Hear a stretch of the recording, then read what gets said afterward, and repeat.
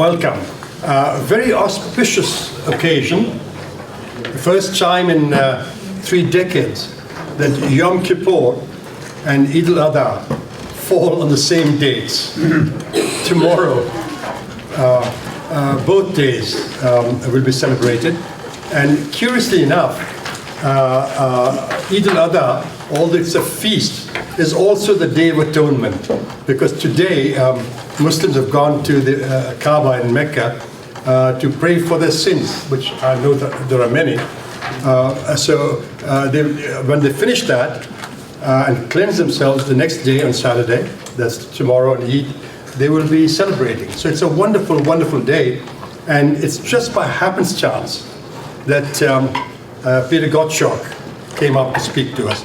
Peter Sears, who's our chairperson of Windham World Affairs Council, will speak to you and introduce him.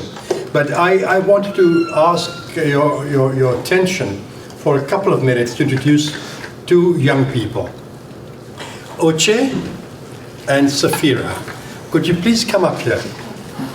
I'd like to introduce 2 young students in our midst who are here on an exchange program, one on this side, one on this side. On my right is Safira, who is here from Indonesia. And on my left is Oche, who is here from Nigeria. The largest country, Muslim country in the world, the largest Muslim country in Nigeria. in Africa. My apologies. I'm sure Nigeria is the largest country in Nigeria too. So they are here on an exchange program at BUHS, at the Marlboro Union High School, for 1 year. And they will be working with us at Windham World Affairs Council for the next few months, volunteering and meeting all of you and people who come in. And if they do 100 hours of community service, they will get a letter from the President of the United States. So, but I sort of did some wheeling and dealing with them, and they said one of the things you must do to get a letter from us is that in November, the 14th of November, please give a talk on your countries. So they and one young lady who's out on the town tonight, Nana Tejani, who's from Pakistan. So the 3 of them will be here in this room on the 14th of November giving a talk on their countries. So please welcome both of them.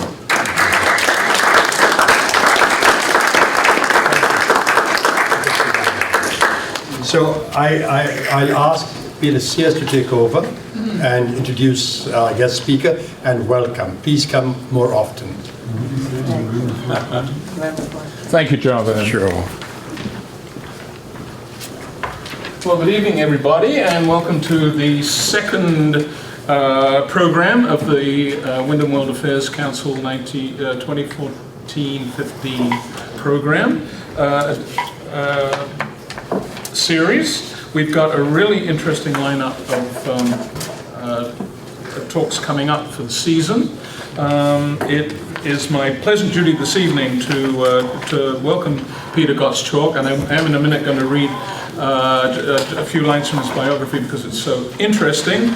But let me just mention coming up, Javed. I think, Javed, in your remarks about our visiting students, you mentioned that they will be the program in November. I think they will be talking about their home countries, their culture, their experiences here in the United States for the year. October the 7th, Donald Steinberg, the new president of SIT, and a very interesting man, will be our speaker. In December, we're having Senator Peter Galbraith, who's always a big draw, and we're always delighted when we can secure him for an evening. That's December 12th. January, Ambassador Donald Gregg will be talking about his career in the Middle East, and with particular emphasis, I think, on American intelligence and the and on into the spring.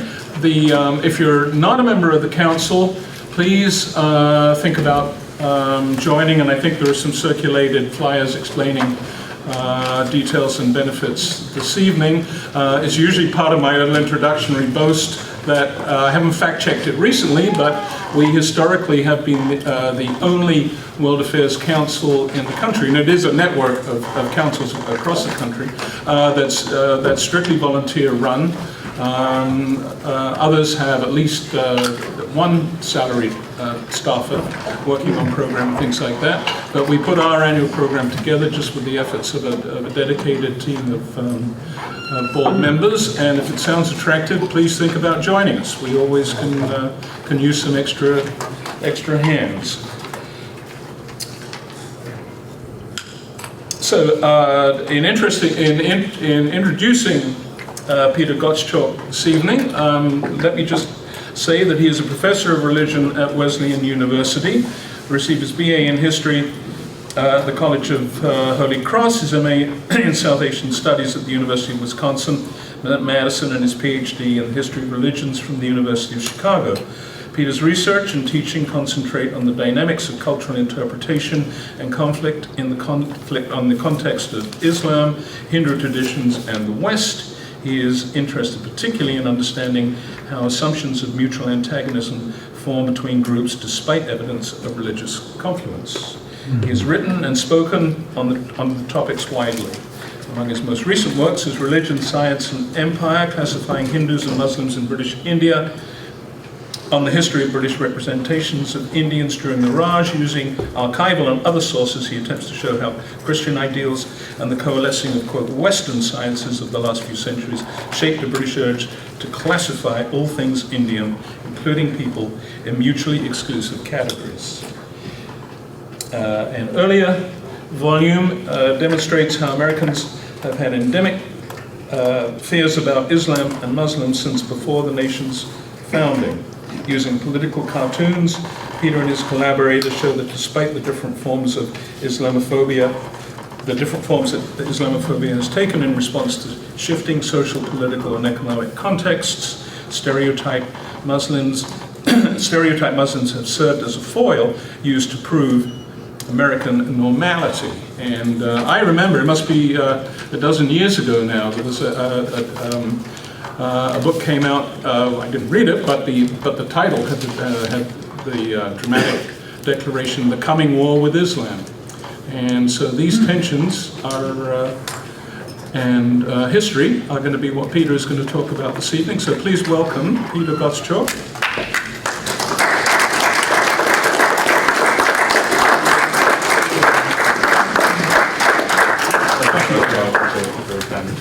Peter, we have to mention that Peter Gottschalk has brought his two books,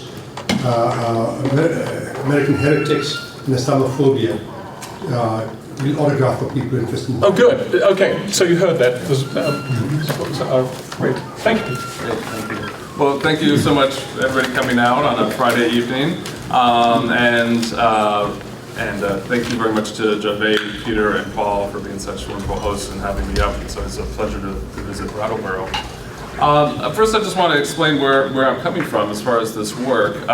So I was trained as a scholar of South Asian religions, with particular focus on the ways, as Paul said, of the ways Hindus and Muslims interacted. And in the course of that work, I was teaching courses on Islam, teaching courses on Hindu traditions. But after 9/11, I immediately recognized that besides the terrible shock that had dealt the nation as a whole, that American Muslims were undoubtedly going to be coming in for some consequences for just being Muslim, and that hypothesis was soon proved correct. And so I decided that I would develop another research track, which was to examine issues of Islamophobia in the United States in the hopes to help Americans understand where not only the certain sentiments that are there, but also where they come from, because that's something that is, I think, you can't really deal with a bias or a prejudice unless you understand actually where it lies within us. It's not enough just to wag a finger and say that's wrong thinking. that really, I don't think doesn't do it. So, so out of that, I thought I'd talk to you about this easy formulation, Islam versus the West, which is so endemic in the United States today, and in fact in quite a bit of Europe as well, and in fact in many parts of, in many Muslim majority countries as well. There's a increasing sense of this notion, but not everybody's convinced, and I think it's important to challenge this and to think about where this legend comes from, because there is a kind of a narrative to it, and try to consider the different components. Of course, today when we hear that formulation, probably for most of us, the first thing that'll pop into our minds is the Islamic State and the truly grotesque, cruel, and totally unjustifiable violence that they're visiting on Syrians, Iraqis, and Westerners. And if you haven't read the news today, to get your fill of happy news, they just tragically just executed yet another hostage, a Western hostage, and they're saying that they've already lined up the next person who will be killed. And this was an aid worker, right, an ambulance driver who was taken. So clearly, what I am not saying is that I'm not saying that there aren't Muslims who have a practiced intolerance toward various Western values or Western perspectives or Western countries, Western governments. I'm not saying that there aren't reasons for Americans to be concerned about certain forms of Islamic militancy. I'm not saying that that Islam has nothing to do with these motivating some of these people, because clearly it does, and they say it repeatedly, so that's without a denial.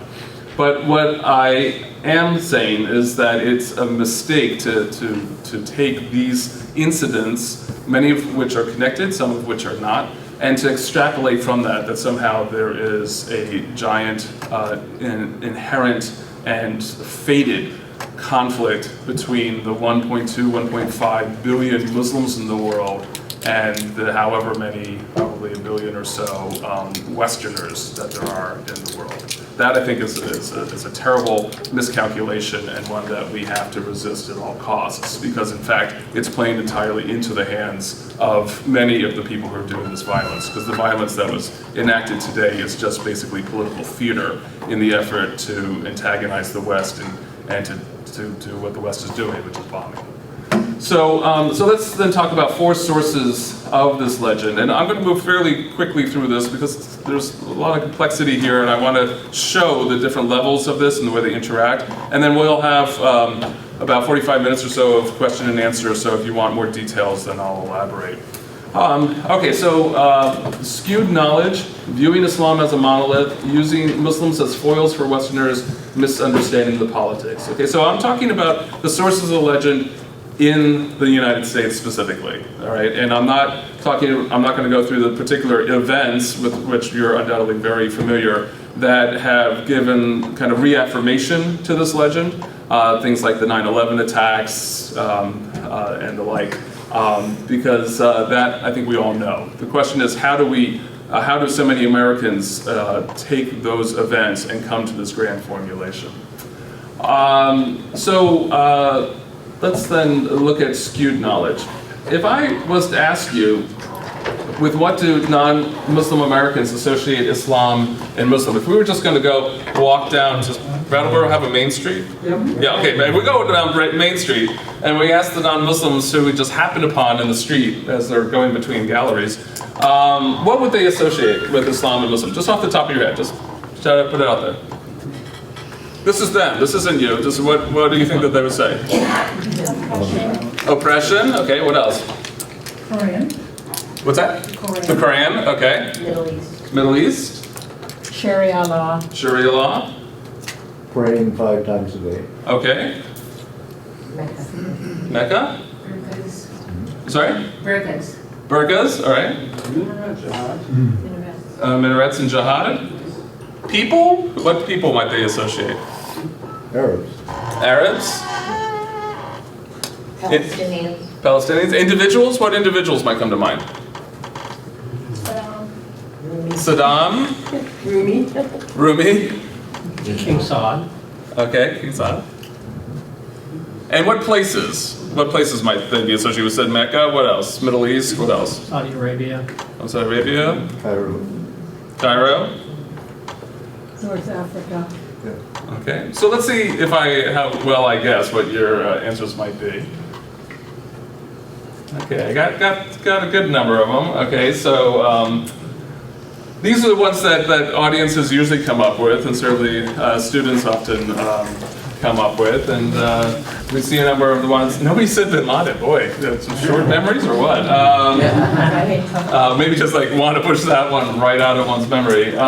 So a lot of elements here in the Middle East and Mecca, the Hajj, right? Not the burqa, but the veil or some sort of form of covering, right? Nobody said anything about any black Muslims in America, interestingly enough.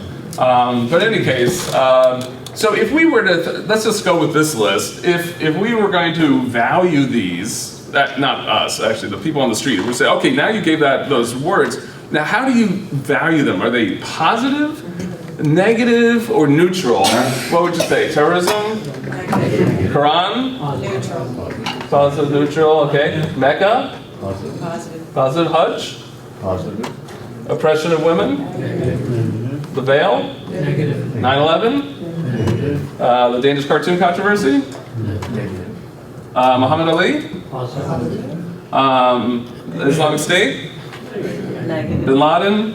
Al Qaeda? Negative. Middle East? Positive. Positive? Neutral? Iraq? Iran? Positive. Okay. Afghanistan? Positive. So let's see how well I guessed again. So okay, so there are some positives here and some neutrals, but there are a lot of negatives, right? Even if we didn't necessarily agree with the crowd that I talked to in Middletown, Connecticut, folks running around Main Street there. But nevertheless, there's a lot of negativity there, right? And so just from the start, when many Americans talk about Islam and Muslim, if they're not Muslims themselves, there's often a negative connotation to those terms, right? So that's immediately going to skew perspectives. Well, I don't want to give it away. What's the nation? Oh, actually, Javed already gave it away. So the nation with the most Muslims in the world is Indonesia, right? Shout out for Indonesia. What's the country with the second most number of Muslims in the world? India. Well, it's between Pakistan and then what's third? India. I thought India. that India had more Muslims than Indians Pakistan. try to say that, but actually Pakistanis definitely have the edge there. And then what's the fourth? Bangladesh. Good, Bangladesh. So even though none of those countries showed up on that list at all, right? Not one of those showed up. All these Middle Eastern countries showed up, but in fact, most Muslims live east of Afghanistan. And indeed, South Asia is really the demographic heartland of Muslim cultures. So why do we associate Islam and Muslims with Middle East? It's in the news. Mecca. Okay, it's in the news. Mecca. Oil. Okay, so why is it in the news? It's in the news because of oil. What else? Palestine. Palestine and Israel, right? And what else? What else? Desert. Okay, but there are lots of deserts in the world. Why? Well, so that's a common image of the Middle East. Muhammad. Okay, so that's one other thing is that actually it was the birthplace of Islam, right? So a lot of Americans assume that Muslims are Arabs, or Arabs are Muslims, but in fact only 20% of all Muslims are actually Arab. And in fact, a great percentage of Arabs are not Muslim. There are many Christians among Arabs as well. So again, we recognize that that there are these misperceptions about Muslims and the like that we have to take into account.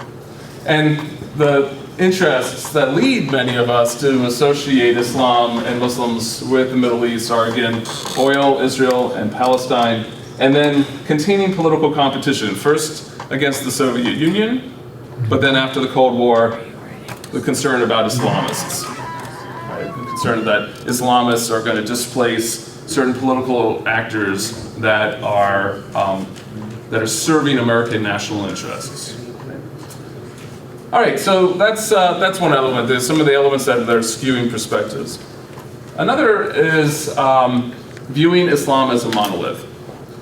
So I like to tell my students that the way, as a secular scholar of religion who's not a Muslim, the way that I like to think about the religion of Islam is that I don't.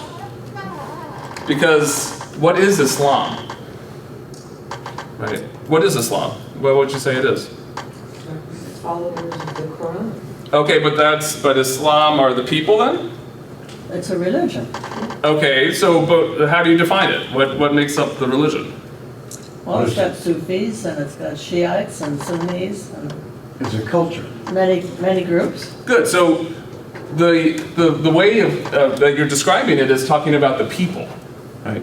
But too often, one of the problems that we have when we try to wrestle with things like Islamic State or Al-Qaeda, this sort of thing, is we talk about Islam as though it's sort of the singular thing, as though it's this kind of this balloon that has certain dimensions, and you can walk around. We recognize there are different dimensions to it, different sides to it. It's not necessarily, but we kind of imagine that it's a singular thing.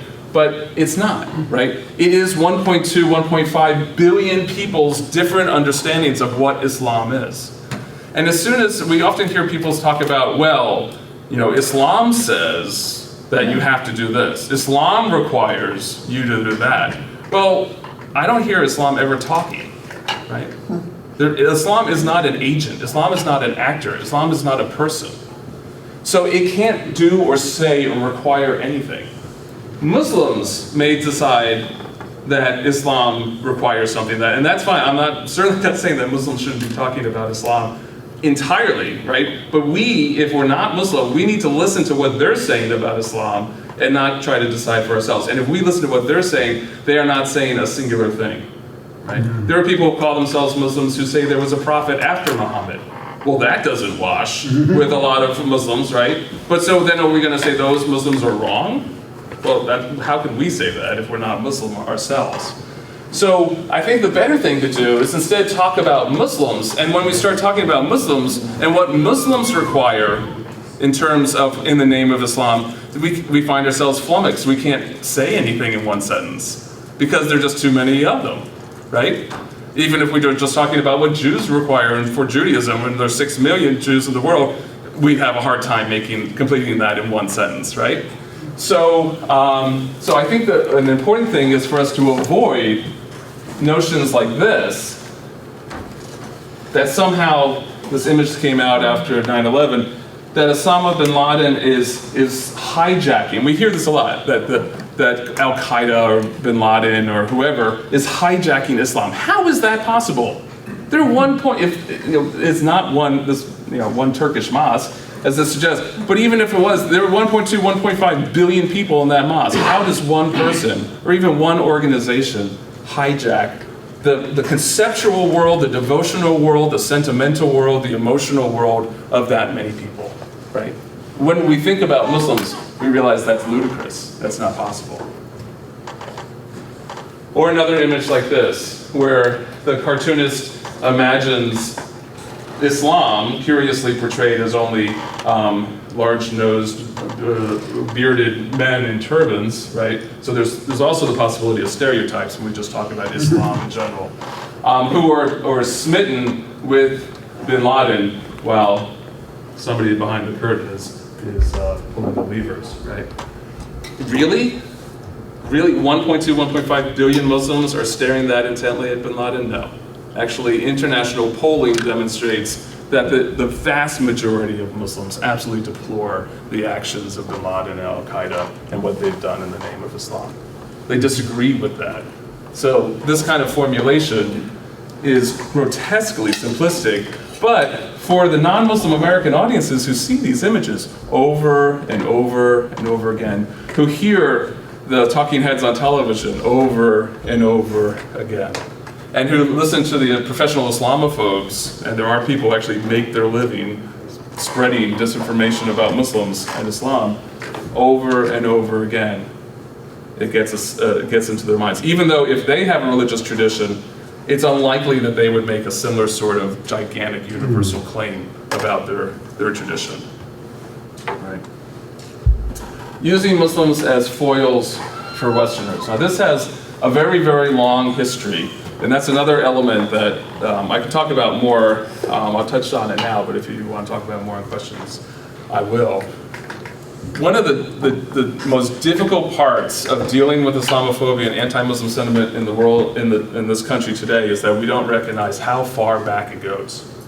Most Americans, I would guess, I don't think there's been any polling data on this, would suggest that maybe it started 9/11, oh okay, maybe the first World Trade Center bombing, oh well maybe the Beirut bombing in '83, or maybe the Iranian Revolution. But that would probably be as far back as people would go. But in fact, we have on record many of the founders of this country, like John Quincy Adams, Thomas Jefferson, and, well actually not Thomas Jefferson, but Benjamin Franklin, all making negative comments about Muslims and Islam. Right? And that's significant. And so it's not as though those sentiments have been uniform all throughout the time. It's not as though they've been incredibly public all that time. But in moments of conflict, like in the early 1800s when we had our first international war, which was against the Barbary states of North Africa, they just come straight out. And they come out in a particular form that's appropriate to the particular context, but there's a reservoir of bias there that's being drawn upon. So let's just kind of think about that in more recent history. And I'd like to start with this image because it just speaks so well. This mother thinks, looking at her children, you never know for sure when you leave the house whether you will be alive at the end of the day. In other words, everything's normal, right, in the Middle East.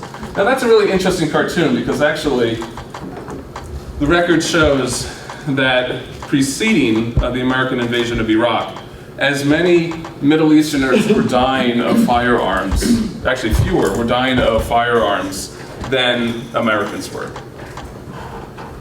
We know too well the cost of the murderous use of firearms in the United States. But somehow we, like if we have a child who's thinking about doing a journey abroad in the Middle East, we're worried, right? But going to DC for the year, oh, no problems, right? Or Baltimore, right? Which is the murder capital of the nation, I think, right now. So how does that work? How is it that Middle Easterners seem to be so violent? And of course, things have changed dramatically and precipitously, unfortunately, after the invasion of Iraq, where the Middle East is a much more violent place and many more civilians are dying. But nevertheless, even before that, there was this stereotype of Middle Easterners being violent. So we can think, I suggest we look at this through three different prisms. One is looking at oppressed women, the other being of violent men, and then the third being a kind of decayed or decrepit civilization. So we find that many Europeans and Americans have been long fascinated by Middle Eastern women. And I'm just going to collapse. I'm not trying to be myself replicating one of the stereotypes, but Middle Easterner and Muslim and Arab often get conflated. And so some of the images I'm going to show are going to draw on that, but in fact we do have to separate those when we think about these folks ourselves. But in this imagination, they're often conflated. So many Europeans and Americans were really fascinated with the notion of the harem, with the woman who's removed from public view, and much of the imagery that was done in particularly the 19th century with the Orientalist movement, but even into the mid-20th, were really this kind of tantalizing portrayals where artists and then ultimately photographers would take us behind the door so we could see these women who are being so oppressed by men, but so that we could kind of gawk at them, right? So there's this kind of odd thing where it's showing the oppressiveness, but it's actually reducing these women to another type of gaze. And we see that here in the 19th century. There are many, many more examples, but just moving very quickly into the 20th century. Interestingly enough, in the 70s, when there's the American women's rights movement, when suddenly Americans are much more aware of the oppressiveness that many women have suffered and continue to suffer in this country, then there's a much more emphasis on the Muslim woman as being oppressed and not the subject of tantalizing. You remember I Dream of Jeannie, right? Diaphanous clothing, she lived in a bottle, she served her master. Boop, that ends 1970, right? That show would probably not last terribly long into the 70s, given the increasing consciousness brought on happily by the women's rights movement. So then, with the Iranian Revolution, we have portrayals like this, where Muslim women who almost never show up in political cartoons unless they're being oppressed. They're never agents in the Western imagination. Even though Muslim women played an incredibly important role in the revolution that brought Khomeini to power and that threw the Shah out, these images almost always depict them as being agentless and oppressed and forced by men into certain positions. The movie Not Without My Daughter, Sally Field gives up her flying nun outfit in order to portray an American wife who made the miscalculation of marrying an Iranian Muslim man and who is lured through kind of falsehoods to go to Iran and is not allowed to leave, but then is allowed to leave but not with her daughter. This is based on a real story, but interestingly enough, the filmmakers alter the story so that really almost everybody in Tehran who Sally Field's character comes in contact with is practically irrational and is certainly against her helping her at all. Finally, she does get some help, but actually I don't think they're Muslims who help her. I think actually they're Parsis or Zoroastrians. But nevertheless, and this is really at odds with Betty Mahmoudi's own autobiography where she relates this story. In which she said that even members of her husband's family thought he was acting badly toward her. That doesn't show up in the film at all. So instead, we get Iran portrayed in this very, very grotesquely negative way. If you go to any bookstore, for the few that are remaining, and you just walk around, you're undoubtedly going to find at least a shelf of books like this, which are all about portrayals of women in oppressive situations, Muslim women. There are very few books that you'll find that are authored by Muslim women who talk positively about their experiences in Islam, and there are many women who there are. Publishers are not as likely to publish a book like that. And I can tell you later about the story of a friend of mine who's a Muslim author who wrote a book, The Muslim Next Door, and how her publisher didn't want to put her picture on the cover, wanted to put a picture of a woman wearing hijab, which she doesn't wear, because she didn't look Muslim enough. And that plays into this as well. And then just today, I just opened the New York Times to get my day of journalism, and this comes up. Apparently it's the new season of Homeland, and you see the main character, she is in a field of dark colored burqa-clad women. So there's a foil here where the Muslim woman, whether she whether she's kind of naked and exposed to the eye of the painter or the photographer, or she's totally covered, is not what the classical American woman. She is either totally oppressed or she is totally totally in a hedonistic situation, and the American woman is seen as the norm. Okay, let's talk a little bit about portrayals of men, particularly the sense of that Muslim men are violent. So this is an image from 1965 where the cartoonist is portraying Nasser, who was the president of Egypt at the time, and was giving American foreign policy a run for its money. And you have these kind of scientific-looking folks up here, and they're staring at him, and his head is broken into little components like no compromise, double talk, blackmail, don't trust your brother, Sunni versus Shiite, vengeance, world of fantasy. Now, this sort of thing, I think, even today, if it was published, would go largely unchallenged, but this image would not. An image that came out about 1952 in France of a Jew with a similar sort of phrenology of skull, with similar images of picking somebody's pocket or kicking them in the behind, similar sorts of characteristics. What is also interesting and important to notice is the physiological features that are being characterized here too. The large broken hawk nose, the facial hair, right?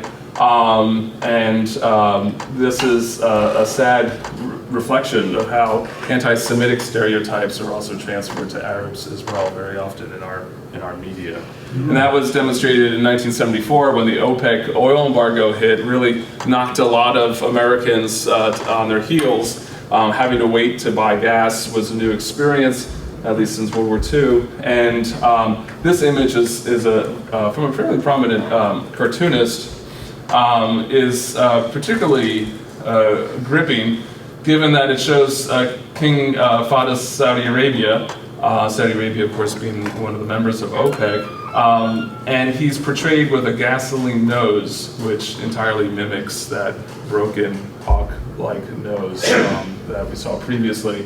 And bizarrely enough, it shows him in the prayer position. Now, this is what I'm talking about the ways in which the manifestations of Islamophobia and anti-Muslim sentiment take on a particular flavor from the context in which they find themselves. So here, I don't remember any coverage that suggested that this was a Muslim thing or an Islamic thing about the oil embargo. There was a lot of anti-Arab sentiment.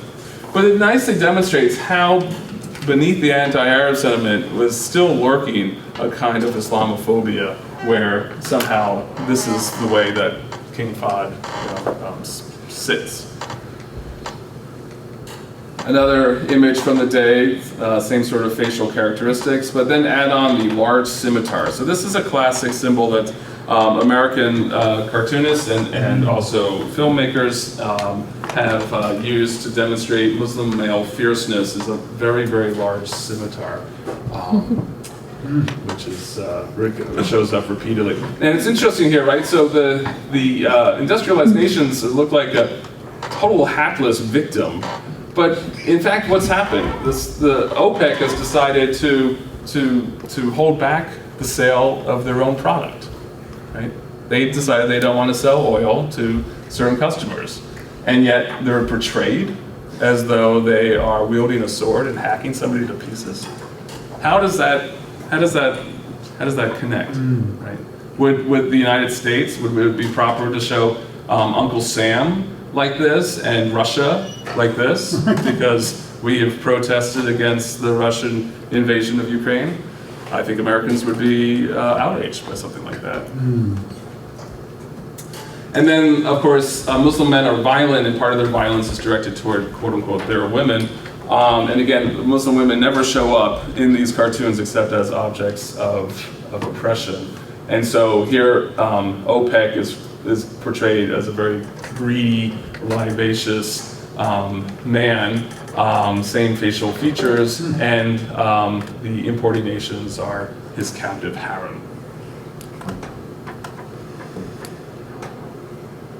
1979 Iranian Revolution. There's the Ayatollah Khomeini with the four horsemen of the apocalypse from the last book of the Christian Bible, the book of Revelation. Death, war, famine, pestilence, and plague, and the Ayatollah Khomeini with, of course, his scimitar, which I don't remember many pictures of him carrying a scimitar, but you have to be able to identify him as a Muslim because you wouldn't know that otherwise, right? Again, this notion of the Iranian Revolution bringing back the clock. And this connects with the third sub-theme for this, which is a sense of a decayed civilization, that Islam is a decayed or decrepit civilization, or a retarded civilization that's unable to deal with the West, to catch up with the West. And of course, we've seen plenty of these types of covers, why they hate us, why they hate each other. So they, roots of Islamic rage. They seemingly are just Muslims in general, Muslim men. We don't tend to see many angry Muslim women portrayed here. And just recently, this was, I think, yesterday, we have, again, the Four Horsemen revisited, and Al-Qaeda gets upgraded to actually using modern weaponry, like RPG launcher. But again, ISIS is reduced to having a knife and a curved knife. Of course, it has to be curved in order to be Islamic. And of course, there's reason to depict ISIS or Islamic State with knife, given these horrendous beheadings that they're doing, and obviously the knife figures prominently. But in all the images that I could stomach to look at that portray these, they never use a curved knife. It's always a straight knife. So again, this is just a very old stereotype that we can't let go of. Okay, finally, this notion of civilization again. Let's get back to that. So. Very strong sense that there is an Islamic civilization, there's a Western civilization, and that these two are in part in conflict because they represent different points on a trajectory of development, or that Islam is kind of a failed civilization because it just can't catch up with the modern world. So we see after the Iranian Revolution, the Ayatollah Khomeini as Father New Year, but he's bringing in the 12th century, not the 20th century. Terrorism as, again, being 12th century, a lot of, while stalking the streets of the 21st century. A lot of hay is made by the fact that the Islamic calendar, it's currently, I think, 16th century, 15th century, 15th century, and of course the Gregorian calendar is the 21st century, so again, suggesting that Muslims are behind. Samuel Huntington became very famous with first a foreign policy article about this, and then finally a book, The Clash of Civilizations, The Remaking of the World Order, following the Cold War. His prediction was that no longer would there be clashing ideologies like Marxism and capitalism, but instead there was going to be civilizational clashes like the West, which is Christian, and the Muslim quote-unquote world, which is Islamic, and then they give the Chinese in there too. This gave a lot of fodder for those who were trying to talk about an endemic conflict, and even though it's based on very, very spurious premises, nevertheless it remains a very popular read. And not only among Westerners, but also among many Muslims in the non-Western world as well. Just last year, Secretary Kerry turns out over Bagram prison to the Afghan government. Who ordered a prison? We can always use another prison. Where's the sheep's eyeballs, you fool? So very often, this cartoonist particularly, Danziger, likes to talk about Afghans as being these kind of brutes and barbarians because they like to eat eyeballs and that sort of Greeks thing. do too. The Greeks do too. I haven't seen any work on his work on the Greeks. So finally, it's important to realize that many Americans are misunderstanding the politics that are involved in a lot of the conflict that we're seeing with like Islamic State, Al-Qaeda, and also in the United States. So we also have to realize that there's a serious domestic issue as well, that all Muslims are not foreign Muslims, that there are probably about 2 to 3 million Muslims in the United States today, that they are an integral part of their communities, and that they have also been victimized by this misunderstanding. So one important element, this image didn't turn out well at all, is to think about the fact that the United States, as well as its allies like England and France, have military bases all around the world. And these military bases allow for overflights into other countries without their permission in a way that the United States would never allow. Right? A Russian bomber comes anywhere close to the American coastline, like one just did to Canada, we immediately send up interceptors and move it very, very quickly away from the coastline. That's not the case. And I'm not debating whether this is right or wrong, or whether America has made good foreign policy decisions in places with Muslim majority countries. But the bottom line is that many Muslims in the world today view this and see a very, very aggressive and meddling government in the American government. And this has been one of the most prominent points of provocation, but not as important as the role of the United States in supporting various governments in the world, which can be very oppressive to their own people. So for instance, the image of George Bush with Hosni Mubarak. Mubarak very close ally of the United States for 30 years, despite the fact that he routinely oppressed fair elections, that he disallowed the largest organized political party, the Muslim Brotherhood, from being a political party, routinely jailed the members of that. And again, I'm not saying Muslim Brotherhood were all sunshine and apples, but the bottom line is that that for many Muslims in the world, they live in countries where the United States has supported oppressive governments, and there's a resentment. Just as when you think about, I remember a long time ago when Al Gore was running for president, and it came out that there were these Chinese Buddhists who had given him some money for his campaign. It was like this major media thing about these Chinese Buddhists who gave him, I can't imagine it was more than a few, like tens of thousands of dollars. How different the fact that Egypt received hundreds of millions of dollars every year from the United States. It got more money than any other country in the world after Israel. And also importantly, it received an incredible amount of American military hardware. So I was visiting Egypt just after the revolution, and there were M1 Abrams tanks like these in many of the squares. There were armored personnel carriers that come from American factories. There were firearms produced by American firearm producers. And of course that's fine, right?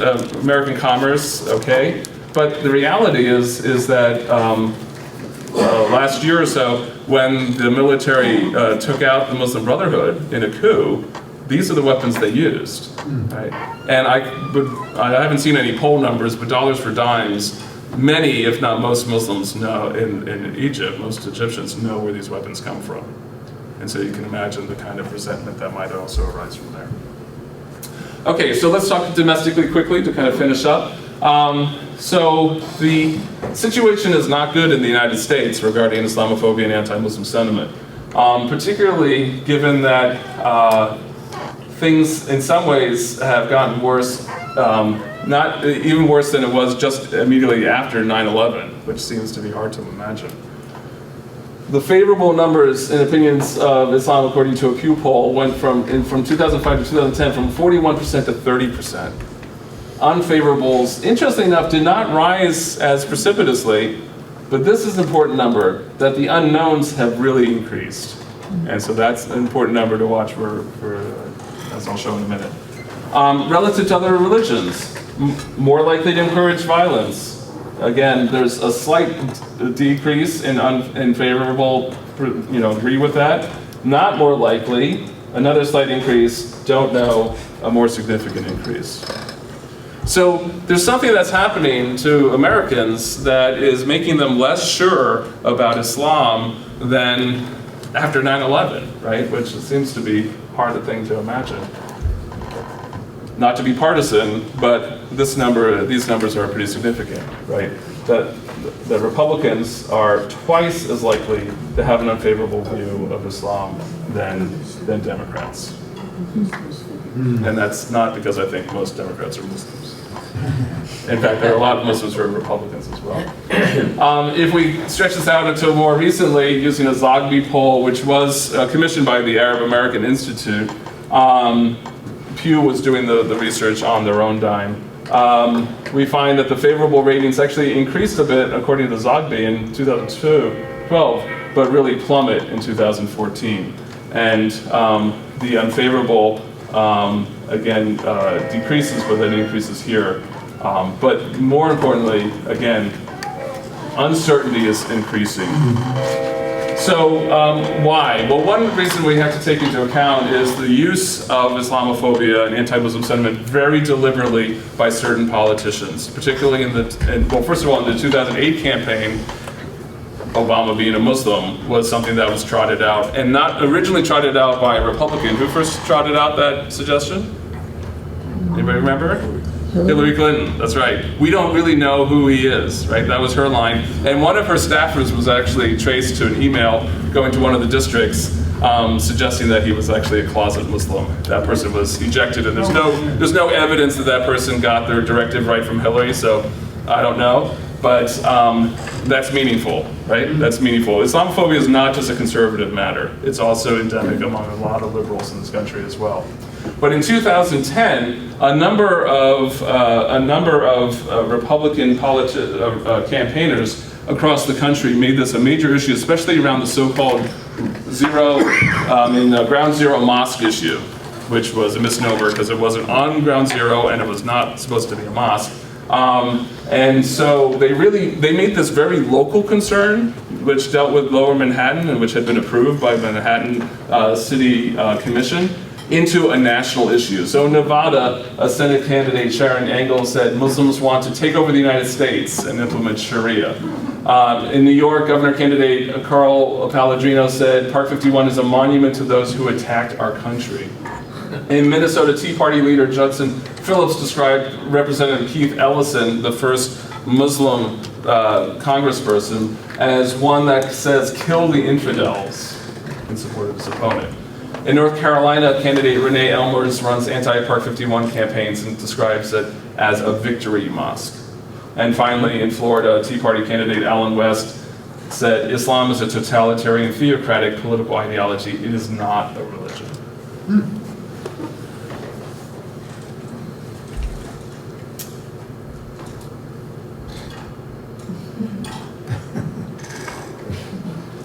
So I think that the numbers speak for themselves, that in no small part, the rise in Islamophobic and anti-Muslim sentiment are at least in part due because of electioneering and campaign efforts that are deliberately demonizing an important set of members of our community. So overall, talked about four things: skewed knowledge, viewing Islam as a monolith, using Muslims as foils for Westerners, and misunderstanding politics as four sources of this legend of an Islam versus the West, dichotomy and conflict. Thank you so much.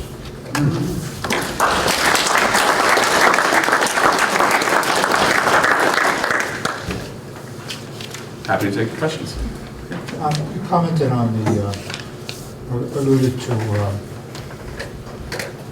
Muslims' view of the United States and tied to dictators and armaments and stuff like that. I was wondering if you could elaborate, because you sort of showed a lot of cartoons and stuff about how we, particularly Americans, perceive them, or misperceive them.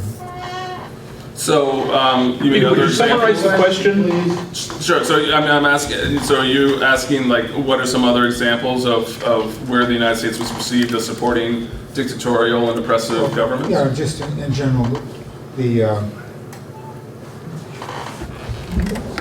average person's view of America or the United States. Well, I wouldn't say there's an average Muslim's view. That there you go, immediately go into trouble because there is no average Muslim view. But I think, if you think about just some ways that they. well, you think about like why did Iranian students take the embassy staff of American embassy hostage, despite the fact it's entirely illegal and totally unjustifiable? Why did they do that?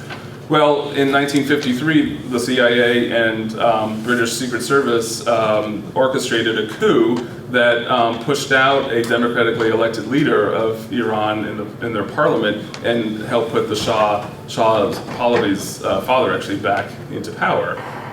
So when his son, the Shah of Iran in 1979, was allowed by President Carter to come into the United States for medical treatment, even though the Carter administration definitely did not want this to happen, but felt an obligation to help him when he got ill. A lot of Iranians read that as, okay, this is the same thing. They're going to rehabilitate the Shah, and they're going to have a counter coup, and they're going to put him back into office. So again, that is not justifying the treatment of the embassy staff. That was absolutely legal and incorrect.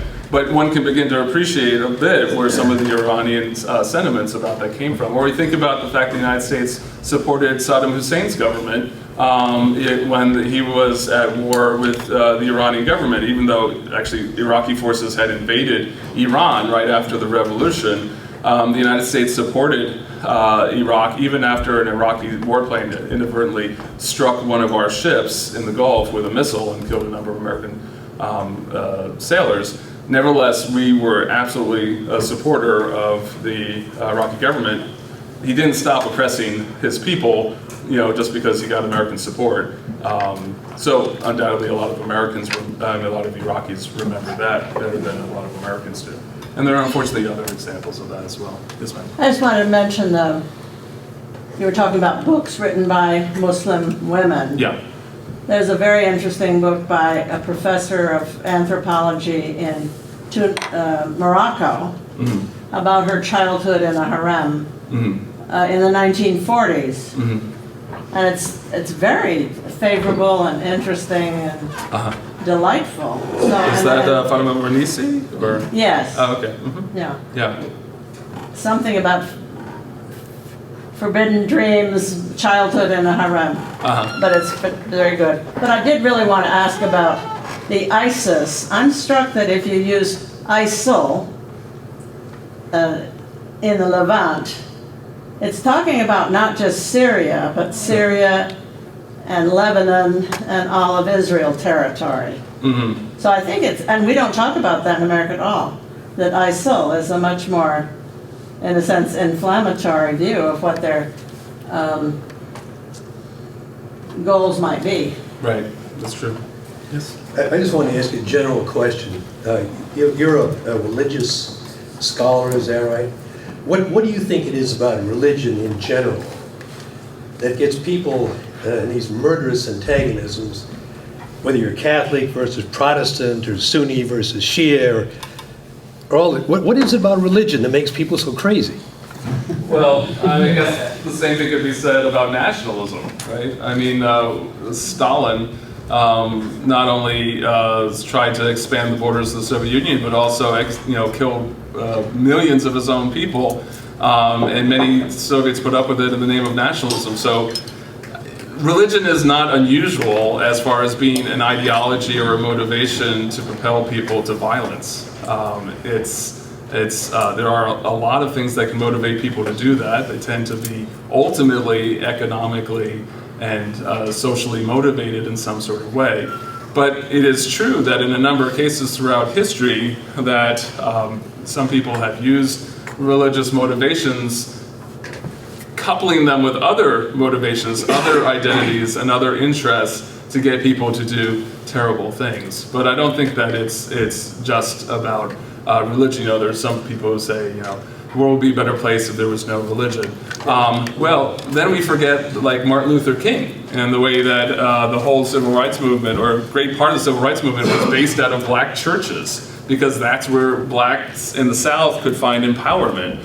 We forget about Mahatma Gandhi, who portrayed himself as a Hindu sadhu, a Hindu ascetic, in order to motivate many people in India. There are so many counterexamples to the use of religion as for violence that I think we have to be careful. Wasn't Gandhi assassinated by That's right. a fellow Hindu? That's right. Who felt that he was being too tolerant towards Muslims? So Right, wasn't the religious but not toward Muslims, thing toward that- Pakistanis, right? So that was the Oh, key. really? Yes, so it was a Well, nationalist. why did they all split up? The big diaspora in 1948. Many did, but not all did. In fact, most of the Muslims in what is today India stayed in India because they felt like they were Indian, or they were Bihari or Bengali or whatever, and they didn't migrate. So yes, so that's one of the issues that we have when we talk about religion, is that we talk about religion. And when we talk about religion, we tend to think of religion as being, like that, again, that kind of balloon there. And then we have like society over here and economics over here and politics over here. And somehow they're all kind of separate. And until like religion comes into politics, and then watch out, that's going to be like really dangerous, right? But the reality is that that religion is part of politics every day there's an election, because if you're religious and you walk into the voting booth, do you just park your religion outside, your values and your sentiments and your emotions? No, you don't, right? And it can lead you to vote for instance, women's suffrage, which was an issue that was trumpeted by social justice Christians in this country, and it can also be opposed by people for religious reasons too. But it's never just religion. There's also economics, social, and political issues that play in as well. Yeah. We also forget that as you said, Islam is not monolithic, but there's another side, just like there are many sides to Christianity. Exactly. It's not monolithic.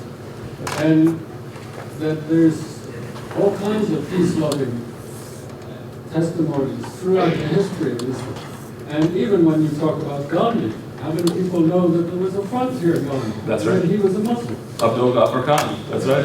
Very important role in the nonviolent, and he was what? He was a Pathan, right? He was of the same ethnic heritage as the Taliban, right? But nobody's going to talk about that because the Taliban are, just another form of evil, yeah. Questioning about why we don't see much in the newspapers about the reaction of some of the clerics among the Islamic people against the violence that some of the small groups have. Just don't hear about it, and it seems strange to me that we don't hear more about the Muslim clerical leaders saying things about this. Yeah, that's a great question. I remember once I was asked in a similar sort of gathering, so why aren't more, moderate Muslims, is the kind of code word, speaking out against the Islamic terrorism? And I said, well, how would you know if they did? They are. Right. And the answer was, oh, well, it would be in the newspapers. And my answer was, why? I mean, that's not as sexy a story as some, Muslim militant literally taking somebody's head off, right? I mean, that's just not. And so actually, if you look routinely at the sites of the Council of American Islamic Relations, Islamic Society of North America, or the Muslim Student Association, these folks routinely put on their websites, we deplore this particular act, we condemn this sort of act. But interestingly enough, these are the exact organizations that are either ignored by the media or they're attacked by these professional Islamophobic groups and say, oh, these people, they're just an arm of the Muslim Brotherhood. Oh, these people, they support Hamas. So every one of those organizations has been condemned by these groups. And so then their voice in some ways is undermined, because then there's a question of probably some newspaper editors, well, should I refer to these people, or am I going to be is an allegation going to be made that I'm supporting these people by giving them a voice? Well, just a follow-up question. Please. Are there actually some clerical leaders in the world who have a lot of influence on their people who are speaking against it and not hearing this? Oh yeah, absolutely. I mean, one thing that has to be remembered is that that there are not many Islamic communities that have anything equivalent to the Pope, right, or the Archbishop of Canterbury. Right. So you can have, let's take like a negative example. The Ayatollah Khomeini in 1979, 1980 issues a fatwa against Salman Rushdie for his book Satanic Verses. And so American newspapers immediately, we're going to publish that, right? I mean, that's big news. And so then a lot of Americans assume that, all Muslims now, or many Muslims are going to be gunning for Rushdie. Well, in fact, most Muslims in the world totally just shrugged their shoulders and didn't pay any attention to that at all, because what's a fatwa? Fatwa is not like a papal divine decree of infallibility. A fatwa is simply a legal ruling by a single jurist. That's all it is. It's like a lawyer in Brattleboro making a decision about some issue about divorce law. Like, who cares, unless you think he's or she's really bright, and then you do care, right? So, in fact, most Muslims not only didn't care about the fatwa, but they dismissed it because they said his ruling is incorrect because Rushdie never said he was a Muslim. So how can you hold him accountable? So that's the problem, is that we're just not having the kinds of representation in the media that we need to have. Yes? In the late 40s, early 50s, during the period of the formation of Israel, under the Point 4 program, the American embassies in Beirut and I believe in Cairo, they were passing out guns to the local sheikhs, quite aware that the action would go towards Palestine, and during a period of the displacement of the Palestinians of Gaza, and the establishment of Israel, which, on the one hand, they'd okayed the declaration the UN Declaration for the State of Israel, the Balfour Declaration and the White Paper. And on the other hand, they were passing out guns. Now this was under probably Alan Dulles, with point .4 as a cover. And it grew, but then up until the time, there was a rather benign attitude towards the Arabs from some of the Western governments, but it was sort of unwrapped.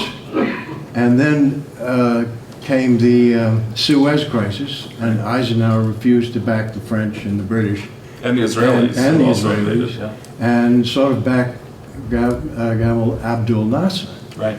And then why was that, after that, was it the Aswan Dam that we didn't finance and he went to the Russians? Or what was it that changed the whole attitude? Yeah, I mean, Nasser was very deft in that he was trying to play the Soviets against the Americans, and trying to win as much support as he could without, selling the country out. What changed our attitude, though? I mean, right. Well, because ultimately the Americans got tired of it, and then with the Aswan Dam thing, where the U.S. didn't support that, and the U.S. just was not going to support enough. He decided to go to the Russians. And actually, India did very much the same thing. India had also been trying to not really play both sides off as much as Nasser was, but really kind of keep both at bay. And the United States gave up and said, these people are too interested in Russia. And so India said, okay, well. Well, that was our government attitude, but our population hadn't changed its attitude. Our population, what changed the American view of Arabs? Of Arabs? I would say the oil prices. I think before that there were negative stereotypes from movies like The Sheikh and previous kind of ideas about camel loving desert dwellers, but they were fairly benign. But when you actually get to the OPEC crisis, then it gets, as you can see, pretty vicious. And actually the evidence, some evidence for that is if we look at the political cartoons from the 50s, whenever the Arabs are portrayed in a caricature or a symbol, it's a woman. Because they're being portrayed as agentless. And like I have a couple images of the Arabs, a woman being groped by Russia or by France or fawned over by the United States. In one image, actually, Nasser is portrayed as a woman on a couch who's being fawned over by Uncle Sam and who does the Brezhnev. portraying? Who's behind the paying of those who do the portraying? Who's doing Well, I don't think there's no puppeteer. I don't think there's any kind of conspiracy. I think that, like I said, there's this bevy of stock images that we have, and when emotions flow in a certain way, we draw on those in order to project something negative. I think that's how it is. I really don't believe there's any kind of conspiracy. Yeah. Thanks for coming first, and I guess my biggest question when we're learning all these things, because I feel like all of us have come because we want to learn about these things, Sure. and I'm not sure if people have conversations with people who are the Islamophobes, and my biggest question is, how do we speak with these people? Now that we have all this knowledge, how do we speak with these people? And someone who studies religion and has these conversations almost every day, and when we're faced with someone who is, talking of the stereotype, I find myself often getting almost flustered trying to come up with something. So I'm just wondering if you have talking points or ways to approach these people to, take down the stereotype and help change the way that we are seeing things. Yeah, no, I think that's a really nice question to ask, because it is about, change doesn't happen unless we get engaged. Yeah. I'm not one who thinks that the best response is to just say, well, you're an Islamist, Islamophobic, bastard. I don't think that really does anything. It just makes people defensive, and then they've got their categories for you, whether they say them or not, and so, game over. I think the better thing is to quiz people about why they're saying what they're saying. So if somebody says well, the Quran is just, it's just all about promoting violence. Just ask, well, that's interesting. What leads you to say that? And then say something, so you've read parts of the Quran? Yes, I've read. Have you heard of how a Muslim would read the Quran? Have you asked a Muslim how oh, well, they'll never tell you the truth. It's like, oh, okay. Well, have you ever seen anything like in the Bible that's negative? You know, and there's some pretty harsh stuff in the Bible if you look for it. Why don't you consider that then to be like an indictment on Christianity? So I think actually questions, somewhat, you know, with a little bit of an agenda on the bottom, right, in a sense of leading them somewhere, can help people realize what the premises are of their biases, right? And the same sort of thing, you know, if somebody says something about Islam, like, wow, so like there are like 1 billion Muslims in the world. You think all of them, you know, think like that or do that? If that's the case, then wow, we have like 3 million Muslims in the United States. How come we don't have a lot more problems, right? Like, how is that? And ultimately, these ideas are really unjustifiable. So by asking enough questions, you either get the person flustered and just leaves, or else they just have to admit that actually there's a gap there. Yeah. I have one question. When did the Muslim Brotherhood and Hamas become Islamist organizations? Because they're not. They're partisan. I mean, the political and partisan groups, they very rarely have any Islamic agenda whatsoever. But for some reason, in the last 30 years or so, they've become Islamist groups, and they're used as examples of Islamist groups. But they're not. They never have been. But I don't know where that entire narrative is coming from, because it's very much the dominant narrative. This is why we've done the power. This is why we have to fight Islamists. Right. Not Islamic. Well, I think one of the problems we have is the term Islamist, which is really slippery. The way that I would define Islamist is somebody who believes that their society should be transformed and improved in some ways through Islamic ideals. Okay. So in that case, then I'm not a specialist in the Middle East, but I do read a bit about Egypt because my students are very interested in the Middle East, and so I want to know something about at least a few of the countries there. And I would say the Muslim Brotherhood would fit the bill of being Islamists in that they, it's not to say that every plank of their interests are necessarily about Islam and spreading Islam. I mean, that is a mistake. But I do think that part of it is the sense that the Muslim Brotherhood, once they were forbidden from being a political party, moved to working with unions, student unions, lawyer unions, doctors unions, and working to help create a sense of an Islamic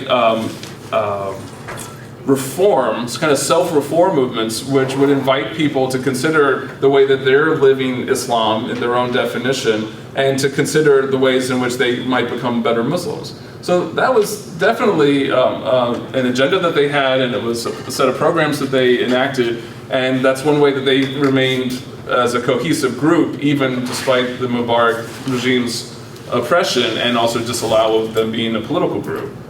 So, but you're right, I think that we have to be careful in just assuming that any group that happens to have a Muslim majority population isn't necessarily promoting an Islamic agenda. That is a real mistake that unfortunately is too often made. Yeah. Can you say something about Wahhabism, and is it acceptable to be a Wahhabi fool?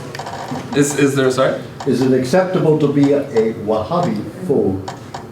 A Wahhabi phobe? I'm not an arbiter of morality, so I'm not going to say what's acceptable or not. But you know, I think that in terms of the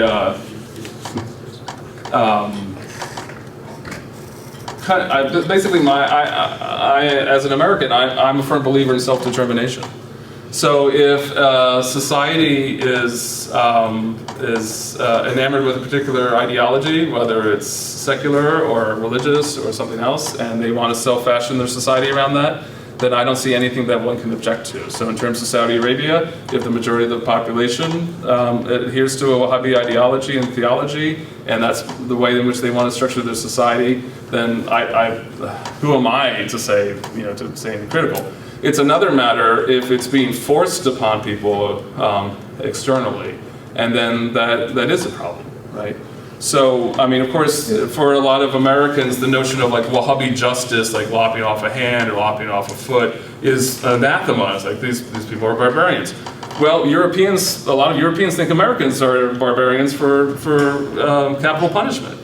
So it's sort of like the old, stick in the eye sort of thing. Like, it's hard for me to be terribly critical of another culture when I feel like there's so much in my own culture that I'm uncomfortable with. So, yeah. Yeah, I just want to add too, if you read about early European culture, the Gauls and the Celts, I mean, right, we came from pretty barbarous beginnings ourselves. Yeah. Yeah. Right. And I think people have to be allowed to self-determine how they fashion their society and their politics. And when outsiders fiddle with that, even with the best of intentions, like for instance, there are a lot of well-meaning groups, women's rights groups in the West that are trying to do like good things in Pakistan and Afghanistan and Saudi Arabia. But the problem is that they don't just come in as just individuals. They come from a West that has a history of, in terms of Europe, a worldwide empire, right? That was very connected with Christianity, right? And in the terms of the United States, what a lot of not just Muslims outside the United States, but other people see as a neo-imperial agenda. So what they often do is that they often make things worse for women in these societies that are also interested in change. But once these outsiders begin to criticize, especially when they come from very politically powerful countries, then the women inside the country can be dismissed as, oh, well, you're just a Western hack. Well, no, like I'm talking from a position as a Saudi or as a Pakistani or whatever. And so I think we have to be very careful the way that outsiders supposedly help insiders and really ask them what they need and not impose it. I'd like you to talk a little bit about, I find in Denmark and Holland and Belgium, countries that in Europe have been very open and very welcoming to different groups, that you have a very strong backlash now because of the Muslim populations that have moved into those areas, right, refuse to accept local law, local tradition. In Copenhagen, the police and fire department are afraid to go into certain parts of the city because it's all under Sharia law. I'd like your comment on that because there's a very strong backlash building. I've never, I don't know anything about Sharia law being enacted in communities, so I can't speak to that. What I can speak to is that in Europe, there's very often a very different issue regarding Islamophobia and anti-Muslim sentiment. In the United States, we have a very happy, although not entirely blemish-free, history of welcoming immigrants to this country and those folks finding a home here, as really most of those 3 million Muslims who have a higher standard of living than almost any other ethnic group or religious group in this country. But in Europe, there's a different situation. For one thing, Europeans are less experienced with accepting non-Europeans into their countries, and so they're less tolerant of religious, cultural, and other types of social differences. Secondly, Europe, even though it's become very secularized in many ways, there's still a very deep sense in many European countries that although most of the population is not going to church, that they have Christian roots and that Christianity is an incredibly firm part of their national identity. And if you want evidence of that, just look at the fact that the European Union has steadfastly refused to accept Turkey's repeated requests to be admitted into the European Union, even though right now their economy is in far better shape than Greece's or Spain's, and even though the Turkish government made a great number of reforms to fit the EU's requirements, economic reforms to fit their requirements, there's still been a steadfast refusal. So I think that what is perceived by many Europeans, like I'm familiar with French and English situations, as being the refusal of certain communities to assimilate, is in fact, the fact that these communities are to begin with as immigrants are quite a bit different than any other immigrants that they may have experienced. And B, that once they feel, some of these groups, when they feel like even first, second, or third generation in, they're still not being accepted, they're still not being seen as French or English. Like I can tell you in England, there is no hyphen. There is no Pakistani English identity or Indian English identity. In England, the Anglos just call fourth or fifth generation English from India and Pakistan Asians or Pakis. There is no sense like we have in the United States of being Muslim American or German American or Jewish American or anything like that. So I think that what happens is that the indigenous community sees, even again, first, second, or third generation folks who come from immigrant backgrounds as resisting, when in fact, after a while, some of these communities are like, if you're not going to accept us, if you're going to constantly see us as outsiders, well then, fine, we're going to have to build an identity that's not French or German or English, because you're not accepting us, so where do we go? Right? And so they push back by perhaps creating their own societies and like. But that's not to say that there aren't some issues around some folks who just refuse to even make that first step. There's definitely evidence of that, but I think that that evidence is overblown into overgeneralizing. Yeah. Yes. Somebody here was asking the question about why don't Muslim clerics speak out? Right.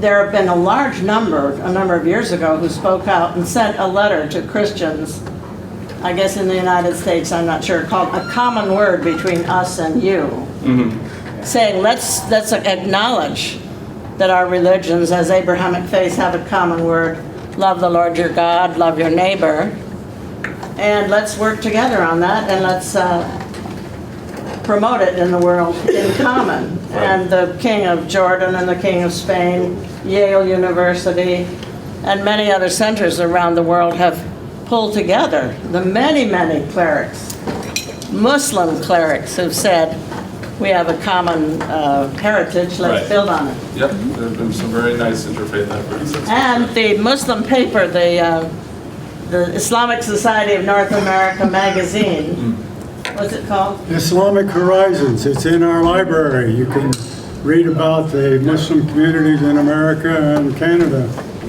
A very good paper. Magazine. Magazine. Periodic. Sorry, journal. Anything else? Well, thank you very much for your attention and your questions. Appreciate it.